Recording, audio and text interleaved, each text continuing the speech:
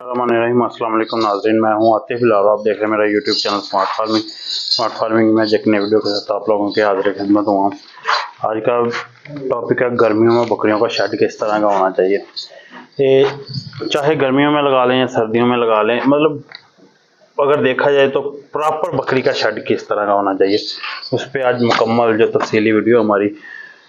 तो वीडियो शुरू करने से पहले हर बार की तरह रिक्वेस्ट है कि हमारे चैनल स्मार्ट फार्मिंग को कर लें सब्सक्राइब, वीडियो को लाइक एंड शेयर करना मत भूलें। सब्सक्राइब के बाद साथ जो बेल आइकन का बटन है उसे ज़रूर प्रेस कर दें और हमारे फेसबुक पेज स्मार्ट फार्मिंग को भी जल्दी से जाके फॉलो कर लें।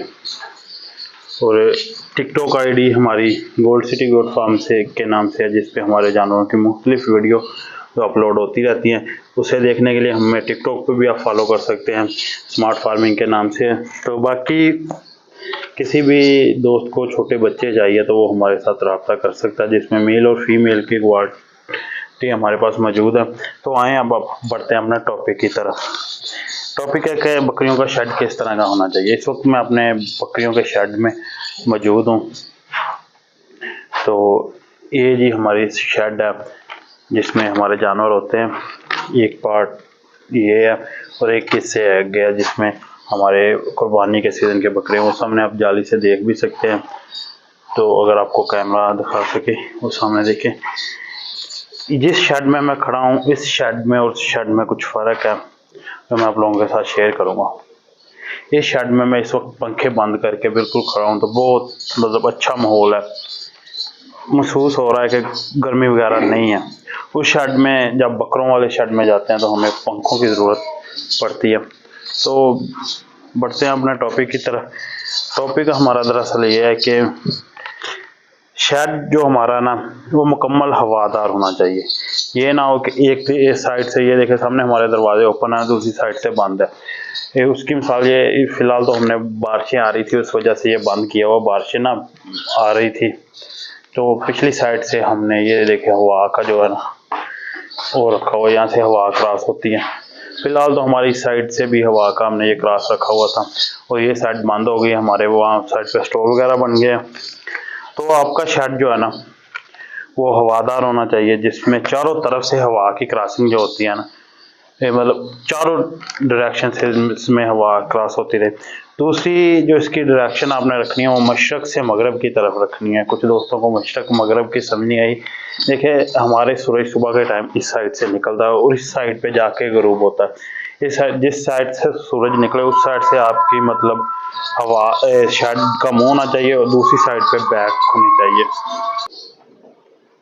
तो इसके साथ साथ मतलब हवा का भी अच्छा खारिज होना चाहिए कि मतलब हवा खारिज होती है। पाकिस्तान में ज़्यादातर जो जिस इलाके में हम रह रहे हैं यहाँ पे मौसम ज़्यादातर गर्म रहता है, क्योंकि यहाँ पे गर्मी मार्च फरवरी के लास्ट मार्च से शुरू होके तकरीबन अक्टूबर तक जहाँ पे जो मौसम है ना वो तकरीबन गर्म ही रहता है, जिसमें हम शायद यानी कि जो लंबा अरसा है, कुछ 7-8 माह का अरसा है ना, वो ये हमारे इलाके में गर्मी का, यानी कि पाकिस्तान की बात कर रहा हूँ, पाकिस्तान में गर्मी का ही अरसा होता है। यहाँ पे गर्मी ज़्यादा पड़ रही होती है, तो हमें जब भी शेड बनाना है तो इस चीज़ को ख्याल रखते हुए कि हमने गर्मी को मद्देनज़र रखना है, गर्मी के हिसाब से हमने शेड बनाना है।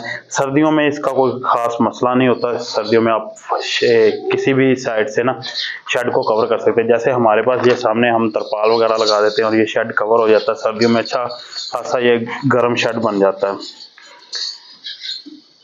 तो गर्मियों में मसले ज़्यादा हैं, जानवर जो है ना वो काफ़ी ज़्यादा कमज़ोर पड़ जाते हैं। गर्मी जब पड़ती है हवा जानवरों को नहीं लगती, जिस वजह से काफ़ी ज़्यादा मसले मसाइल पेश आते हैं।